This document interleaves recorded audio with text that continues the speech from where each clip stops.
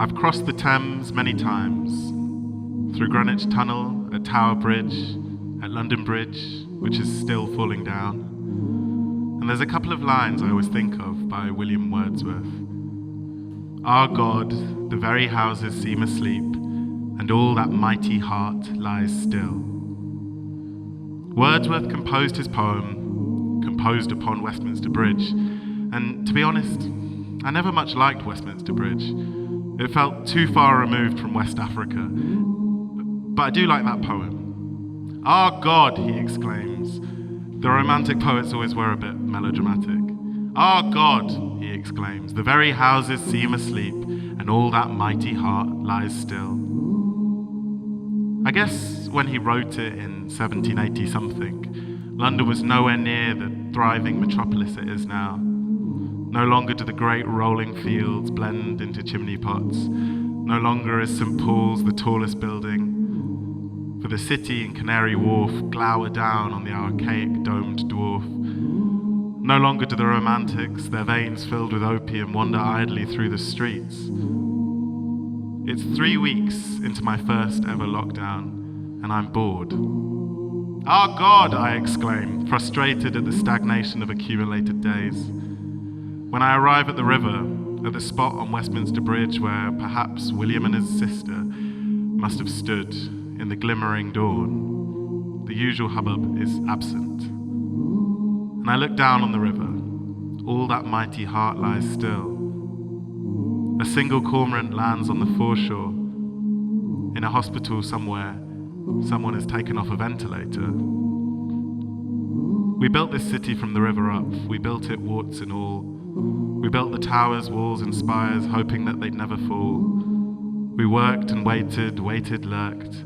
Now the world is falling down, but London Bridge stands intact. And in the tunnel beneath Greenwich, the lights for a moment flicker, plunging the lonely walker into a darkness blacker than hell itself.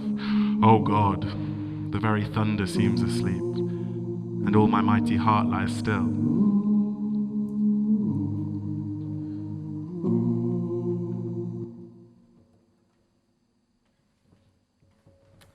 This next song is about people leaving a city by boat, which I think kind of connected with the Thames.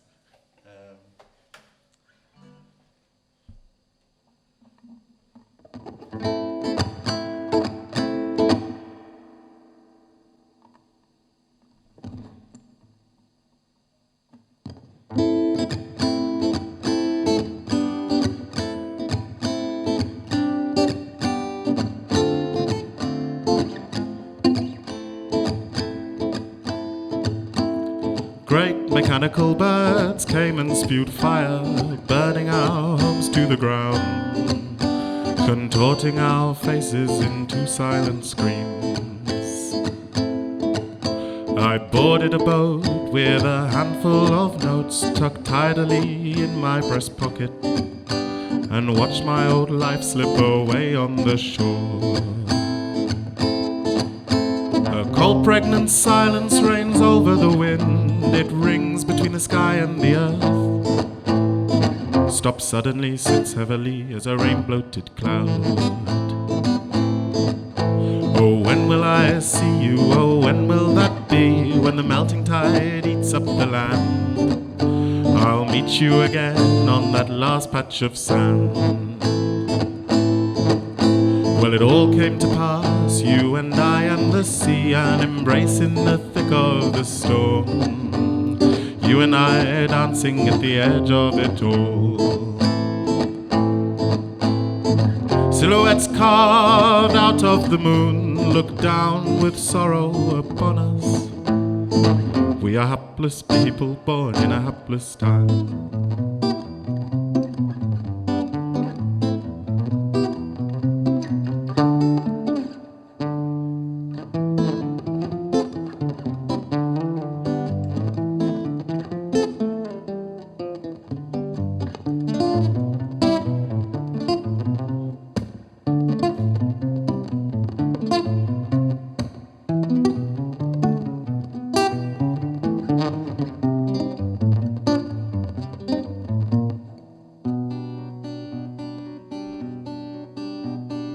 Tumbling from the crystal dome down to the desert below him, grains of sand they whip his skin wherever he wanders. There on the burning earth, approaching the horizon, his two shriveled wings were still, and his parched lips fed on silence. In thirst he remembers the land he had lost, laying down his head to sleep, he sang only for the sky. Clouds of rain up above where I lie. Will you show me by and by? I'm half stone now, let me lie. Roll of thunder, hear my cry.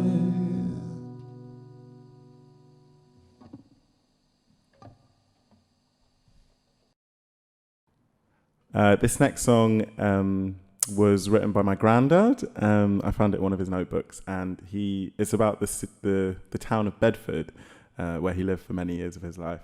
And I really wanted to play this song because I like it a lot, but I couldn't work out how it related to the Thames. Then it turned out that it's a stop on the Thames link. So, yeah, there we go. Shoehorned it in. Anyway, so the words are by Trevor Hinton-Williams, and I wrote the music, and it goes like this. It's called Mountains of Mourning.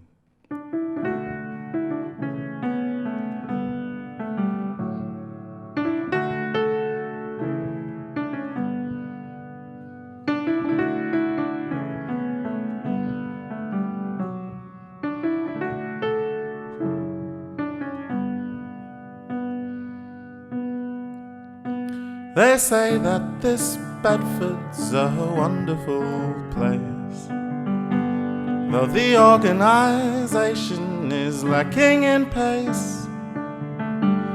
Though they tear up the streets and they bawl and they shout, mainly of things they know little about.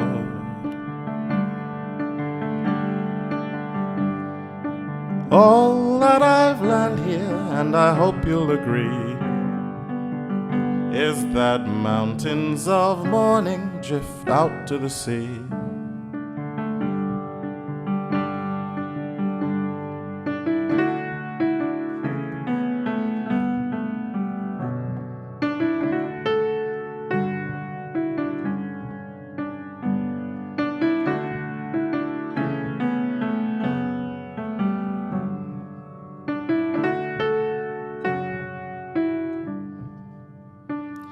Old Bunyan stopped preaching, and oh how he's missed.